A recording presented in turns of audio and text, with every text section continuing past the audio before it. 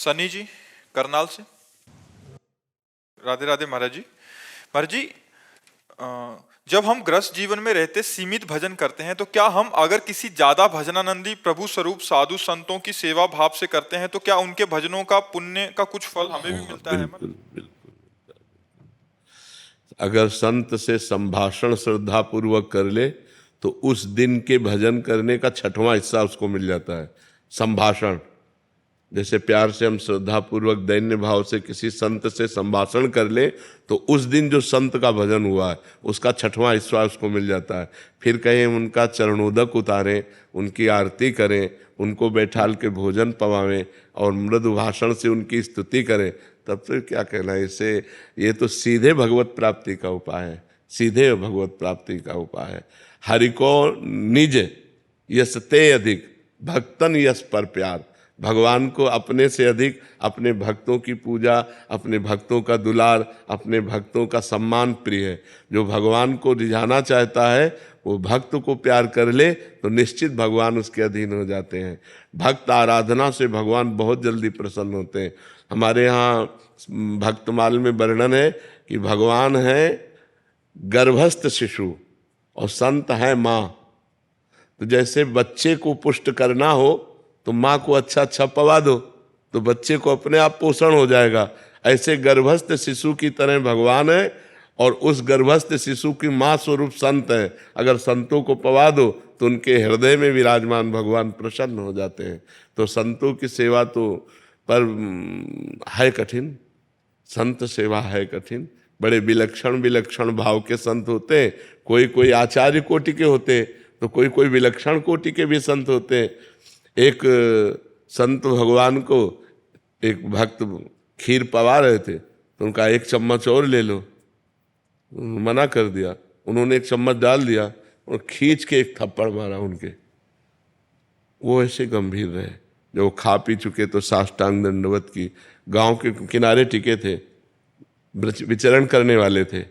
दूसरे दिन फिर गए और साष्टांग दंडवत की, कहा महाराज जी घर पधारो। तो उनका कल तुम्हें एक थप्पड़ मारा था, बुरा नहीं लगा? बोले महाराज जी ये तो आपका कृपा प्रसाद था। बोले तुम्हारी संत सेवा सफल हुई। तो इतनी क्षमता हो, नहीं तो फिर ये आ जाए ना हम 1 चम्मच खीर ही तो और ज्यादा डाला था, कोई जहर थोड़ी डाला था, तो थप्पड़ क्यों मार दिया। संत से गर्मी दिखा दे, लेकिन नहीं, दास स्वभाव से। अलग अलग संतों का स्वभाव होता है। अगर हम संत सेवा कर ले गए तो भगवान अधीन हो जाएंगे, पक्का समझो। श्री हरिपाल जी नाम के एक महाभागवत हुए हैं। उनके गुरुजी ने जब उन्होंने प्रश्न किया कि मुझे भगवान का साक्षात्कार गृहस्थी में रहते हुए कैसे हो जाएगा, तो उन्होंने कहा कि अगर भक्तों की सेवा बन जाए, संतों की रोज सेवा हो, तो एक दिन भगवान स्वयं मिलने आ जाएंगे। तो उन्होंने अपने गुरु वचनों का पालन किया, संत सेवा प्रारंभ कर दी। तो संतों को श्रद्धा और भाव चाहिए। तो अब जहाँ किसी संत की सेवा होती तो वो संतों से कहता यार कभी उधर जाना तो हरिपाल जी के यहाँ जरूर जाना, बहुत सुंदर संत सेवा करते हैं, बड़े सुंदर भगत हैं वो। अब वहाँ संतों की मंडलियां आने लगी। अर्थ सीमित था, धीरे धीरे सब संत सेवा में यहाँ तक हालत हो गई कि अब संत आए तो अब उनका भोजन प्रसाद कैसे हो।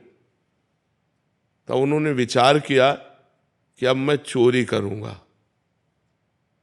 जंगल का रास्ता था तो खड़े हो जाते और जो निकलता तो मारते नहीं थे पर दूर से भाला दे। अगर कंठी तिलक है तो नहीं, और रामकृष्ण बोल दिया तो नहीं, अरे राम, तो फिर नहीं, फिर जाओ, फिर चोरी। वो जो रामकृष्ण न बोले और जिसके कंठी तिलक न हो और विचार किया कि उसका भी मंगल हो जाएगा, तो ₹1, ₹2, ₹4 जो मिलता उससे जाके अन्न लाते और संत को पवाते। अब ये धीरे धीरे प्रचार प्रसार हो गया कि अगर राम बोल दे, अगर गले में कंठी हो तो इधर चोरी नहीं होगी, नहीं तो चोर सब चुरा लेते हैं। तो अब वो जो निकले उस रास्ते से तो राम ही राम कहते निकले। अब चोरी वाला भी काम खत्म। अब संत वहां, तो एक दिन वो बहुत अंदर से विचार किए कि क्या करूं। गांव के बाहर बैठे अब जो निकले वहां से राम राम राम, क्योंकि पता है इस गली में चोर लगते। तो अब वो बैठे विचार, अगर आज मुझे कुछ ना मिला, हमारे संत भगवान भूखे चले जाएंगे तो हमारा वर्षों का नियम टूट जाएगा। भगवान का चिंतन कर रहे थे। द्वारिकाधीश भगवान सजने लगे, ये हार, ये करधनी, ये बाजूबंद, सब स्वर्ण आभूषण। रुक्मिणी जी ने कहा, प्रभु आज कहीं जा रहे हो क्या? बोले एक विचित्र भक्त है, उसके दर्शन देने जा रहे हैं। तो कहा, प्रभु हम भी चलेंगे आपको। बोले जरूर चलो, पर पूरा श्रृंगार कर लो। रुक्मिणी जी ने भी पूरा श्रृंगार के, भक्तमाल जी में चरित्र है, पूरा श्रृंगार किया रुक्मिणी जी ने भी। पर कहा, देखो नाराज मत होना, हमारा भक्त विचित्र है और कोई भागवतिक चिन्ह नहीं, कोई तिलक नहीं, कोई कंठी नहीं, और परस्पर व्यापार की चर्चा करनी है। रुक्मिणी जी ने कहा, ऐसा कौन भक्त की भगवान की चर्चा नहीं कर ली, तो कंठी तिलक नहीं, कोई भागवतिक चिन्ह नहीं, बस संसारिक वार्ता करनी। जो ही झनन भनन करके भगवान प्रकट हुए रुक्मिणी जी के। हरिपाल जी ने देखा, इतना धनी, आज तक ऐसा धनी हमने नहीं देखा, जितने आभूषण, भगवान सेठ रूप में और उनकी पत्नी के रूप में रुक्मिणी जी। हरिपाल जी खड़े हो गए तो भगवान नजदीक गए और 2 असरफियां दी। वो कहा, हम सुनते हैं इस जंगल में चोर लगता है, आप हमको पार कर दोगे? अरे बोले, भाग्य खुल गए, हम तो पार ही कर देंगे। तो उन्होंने सोचा ये तो बहुत अच्छा हुआ, 2 असरफी पहले मिल गई और सारे आभूषण रास्ते में उतरवा लेंगे इनसे। बीच रास्ते में जब जंगल में पहुंचे तो भाला उठाया और भगवान की तरफ किया, कहा सारे आभूषण उतारो। भगवान तो आए थे उतारने के लिए, संत सेवा के लिए, देने के लिए। रुक्मिणी जी से, रुक्मिणी जी का सुदर्शन चक्र को याद करो।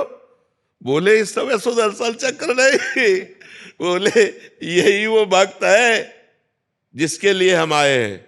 बोले प्रभु भक्त कैसा? बोले पहले सब उतार दो। उतार, अब अंगूठी नहीं उतारे तो उनका उतारो अंगूठी, इससे 5 संतों का भोजन होगा। तो भगवान ने कहा, समझती हो, अपना सर्वस्व संतों को लुटा करके, और जो धर्म विमुख जन है उनका धन लेकर संतों की सेवा में लगाते थे। तो अब जब ये बातें होने लगी तो हरिपाल जी चौंक गए। तो उनका, तुम चिंता मत करो, तुम जिसको इष्ट मानते हो वही मैं तुम्हारा इष्ट हूं। भगवान ने अपने स्वरूप का साक्षात्कार कराया और कहा, यह आभूषण ले जाओ, कुल परंपरागत लक्ष्मी बढ़ती रहेगी, अब घटेगी नहीं, खूब संत सेवा करो। तो गृहस्थी में यदि संत सेवा हो जाए तो भगवान चलकर आकर दर्शन देंगे किसी न किसी रूप में, इसमें कोई संशय नहीं। पर है कठिन, है कठिन। इसलिए कठिन है कि अलग अलग भावों के संत हैं, अलग अलग उनका स्वरूप व्यवहार है। अगर हम क्षमा करते रहें उनके व्यवहार को और उनकी भगवत भाव से सेवा करें तो संत सेवा मात्र से भगवत प्राप्ति निश्चित, इसमें कोई संशय नहीं है। अदहु सोच विचार के गई भक्तन पद ओट, हरि कृपाल सब पाछली क्षमिहे तेरी खोट। आज जो हम संत बने बैठे हैं इसमें संतों की ही कृपा है। हमारे घर में संत जन जाते रहते थे, उनकी जूठन मिलती थी, उनका चरणामृत मिलता था। तो संतों की कृपा हो जाए तो संत बना दे, तो संत के वेश में इस मार्ग में चल पड़े। संतों का चरणामृत तो संतों की जूठन से ही ये शरीर भगवत मार्ग में बचपन से चला है। क्योंकि बचपन में संत घर जाते थे तो उनका जूठन खाने को मिलता, उनका चरणामृत मिलता, उनका वचनामृत मिलता। तो यही निश्चय हो गया कि जीवन में सत्य विषय एकमात्र भगवान है, भगवान को प्राप्त कर लेना ही जीवन का परम लाभ है। निकल पड़ी यात्रा। 13 वर्ष की अवस्था से इस मार्ग में भगवान ने स्वीकार कर लिया। संत कृपा से ही आज तक किसी का भी मंगल हुआ है तो संत कृपा से हुआ। मत कीरति गति भूति भलाई, जब जेहि जतन जहां जे पाई, सो जानो सतसंग प्रभाऊ, लोकहु वेदना आनु पाऊ। किसी की गति मति अगर उन्नति हुई है, भागवतिक परमार्थिक लौकिक भी, तो संत कृपा से हुई है। इसलिए बड़ा भाग्यशाली है वो व्यक्ति जो संतों को देखते ही झुक जाए कि हमारे भगवान के जन हैं, और कोशिश करें कि हमारे घर तक पधारे और हमारे यहाँ प्रसाद पाएं, हम इनकी चरण सेवा करें। हमारे भाव सच्चे हैं तो हमें कोई ठग नहीं सकता।